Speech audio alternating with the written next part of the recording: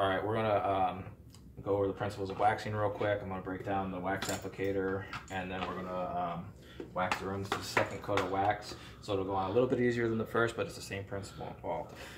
First off, we have a backpack system here with a 3M wax applicator, 18-inch head. We have the bladder here, which holds your wax. I'll show you how to fill it up here in a second. It goes through a tube, fed through the tube here, and gets spit out the front, and we'll continually wax in front, wax there. So a few things about the bladder. I'll show you how we're going to get that filled up real quick. It already has some in there. I'm just doing this for training purposes to make sure we are under the understanding of how to fill this up. We have some high mileage wax here. Works really good because it has the spout here, and you just put more wax in your spout as we go.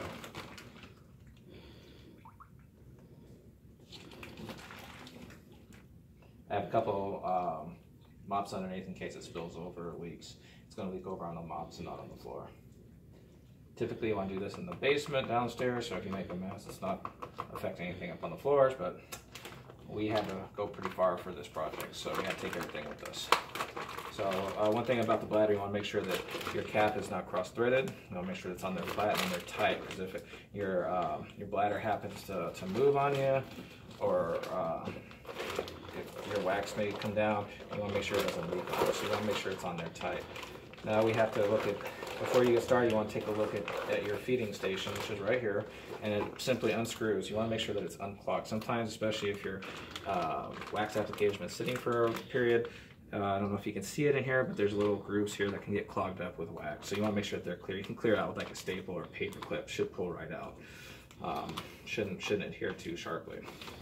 So our applicator is ready to go. You put it back in the backpack. Thing is, you don't want to get it too full.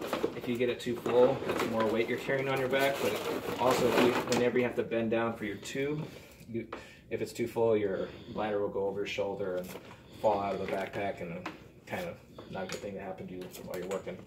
So you want to make sure that this is screwed on there tight. If it's not, or cross-threaded, it'll leak behind you. You don't want to do that. You'll track wax everywhere and leak it everywhere. So the next thing you want to do is make sure your trigger system's working. Basically, you're going to control it with this trigger, and you can see the plunger, got fluff on there, will move as I pull the trigger. So there's a plunging system under here. So when you depress the trigger, the plunger gets lifted, and the wax will flowly through the hose and onto the floor. Now when you let go of the trigger, the plunger is going to go down and block your tube. So that's how that system works. You may have to get it started to begin with. You may have to wiggle it. Sometimes the wax will dry up, but if you use it pretty frequently and keep an eye on what you do and clean it after you're done, you won't have any issues with it. I see sometimes it's good to like give it a good squirt with like WD-40 or something like that, and it'll keep it nice and loose, ready to go. We're using a flat mop here, 18 inches. You want to get something that fits your applicator size, 18 and 18. If you have something that's a little bit larger, you may have a tendency to leave lines or streaks through your floor. So you want to use the appropriate size mop. Furthermore, some of these have their little flags on the end. You want to make sure they're tucked in. If you leave them out and you wax, these can make little wavy lines on your floor. It'll look funny, so you don't want to do that. So you're going to see me tuck that under as we go. You want to keep it centered, and I always like to keep it with the edge closest to me. That way I'm able to put a straight line on my transitions as I work my way out. So I'm going to put the backpack on. I'm going to undo my tube here, and I'm basically now ready to wax. Thing is, if you're able to mop, you're able to wax, and one thing you just want to be careful for is how much product you're using, and you want to make sure you get full coverage. Meaning you don't want to use too little, you don't want to use too much. If you use too much, you'll see little rivers and runs in the floor. It's not going to look good. If you use too little, you're going to have streaks, and it's going to look blotchy. It's not going to look good. So I'm going to get the head saturated first. I've already put a coat on, so it's already pretty well saturated. You just want your mop head to be damp all the way through. You want to create a nice little line, and then bring your whole head through, because you want your whole head to be saturated. If there's a dry spot, it'll drag, and you can create problems for you, like streaking or pad marks and stuff. You don't want to do that. So I'm gonna mop my way out of this restroom. I'm gonna make a straight edge, and I am done with this restroom. And I'm gonna lift up as we go. Okay, now we're able to kind of see what we're doing here. All right, so you see my head is on square. We're doing a room that's probably roughly about 150 square feet. I like to do it in about, it's a good size room. It's about 10 or 15 feet from wall to wall. But we're not going to use that much wax. We're probably going to use maybe like 1.5 inches of wax on the floor. The key to it is when you drag it through, if you can see the color of the wax and it's white or blue, you're putting on too much. And if you're streaking, if you're noticing there's a lot of streaks as you go, you're not using enough. So it's pretty simple to determine. You'll see me, I'm overlapping by 1 inch or 2. You want to make sure that we're overlapping. We have to get 100%. You see I'm going clear to the edge here, and then that's how I'm clearing my edges. Okay? So I'm getting the whole pad saturated before I drag it through. And I always make a backstroke.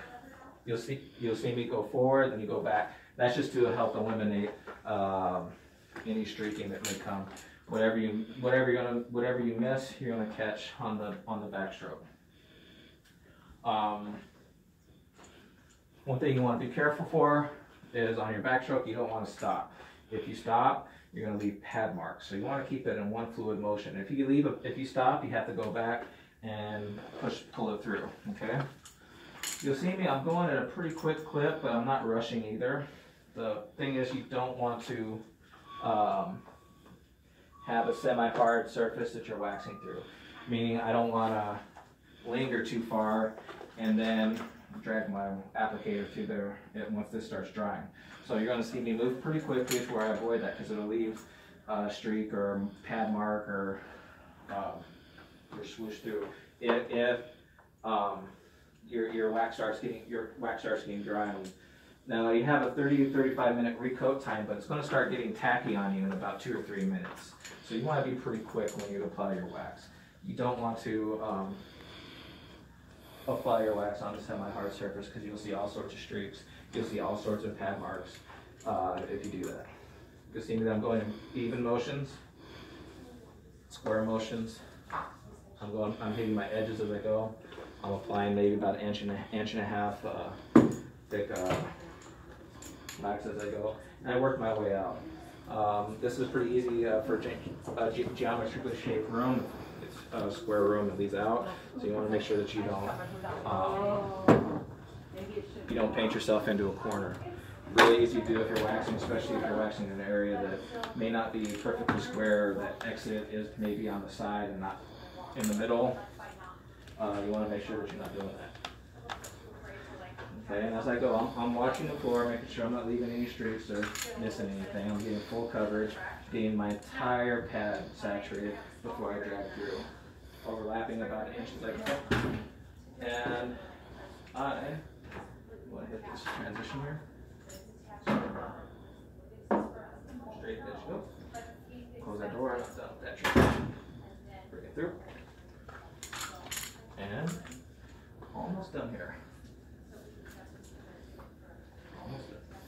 Done my last. Once you get towards the end,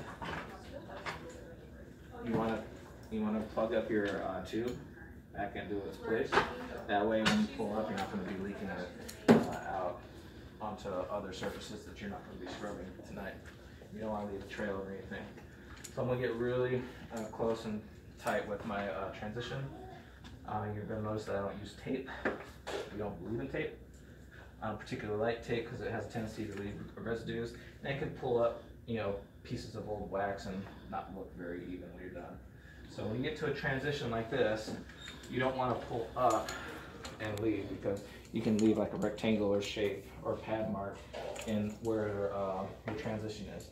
If your supervisor comes, or patient or customer comes, you're going to see a bunch of rectangles where you've made your transition. So you want to lift up as you go. You see I don't stop and lift up. I kind of lift up as I go and pull it out. And I lift up that way to where we're not leaving anything in the transition for your customers to see, or your supervisors to see.